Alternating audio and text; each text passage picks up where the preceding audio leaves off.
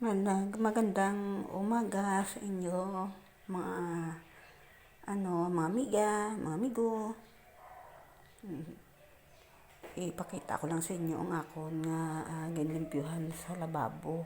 O dibla dati naninilaw ito sa sa ano sa tina kasi matina yung tubig namin.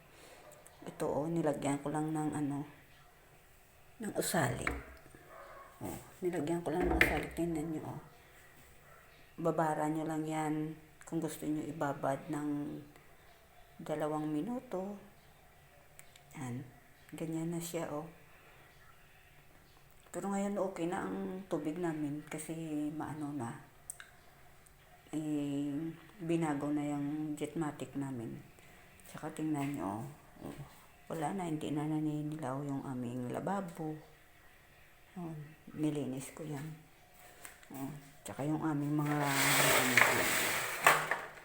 yung mga plato namin binabad ko rin kanina kasi medyo ngayon tingnan nyo, puti na maputi na siya.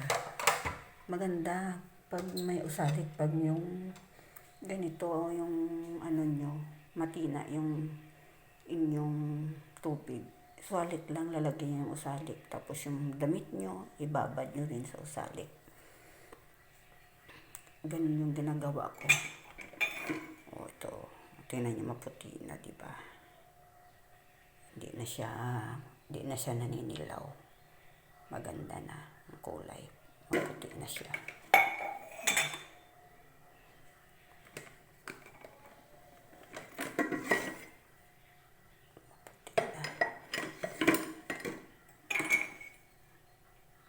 Maputi na sa loob, kasi inaano ko ng sa usalik. Ito yung mga plato namin, hindi na siya madilaw. Ko dito, pinapatulo ko lang kasi para pag tingnan nyo, maputi na siya. Pinapatulo ko lang yan dito para dito ko ilalagay sa platera para hindi maanuhan ng ipis. Yan.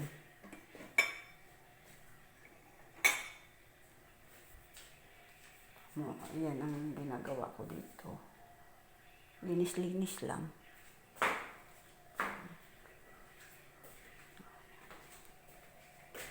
Ito yung yung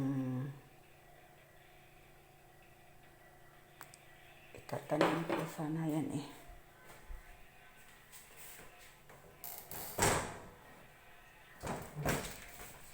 Ito yung binhi, okra. Itatanim ko ito pag may na. Kasi sa ngayon hindi ko pa matanim. Kasi wala pa akong kung saan ko itatanim yan kasi tag-init ngayon. Ito yung pang-ulam, pambaon ulam ng mga apo ko pag may pasok. Yan Yan. Ito lang inaano ko.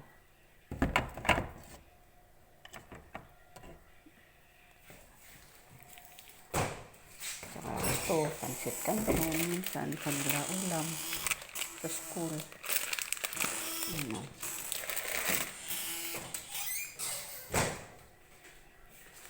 Kagabi, gumawa din ako ng ice candy. Ito, yan, yung ice candy ko. Ginawa ko kagabi. Para bukas, may tinda naman ako bukas sa school. Ayan, yung mga ice. Yan. Yan lang ang aking para makapag sa mga pangailangan ng mga apo ko. Yan. Meron ding natulong din ang aking mga tiya. Siyempre, kailangan ko rolling din ang iikot-ikot din yung binibigay nila sa akin. Kaya yun.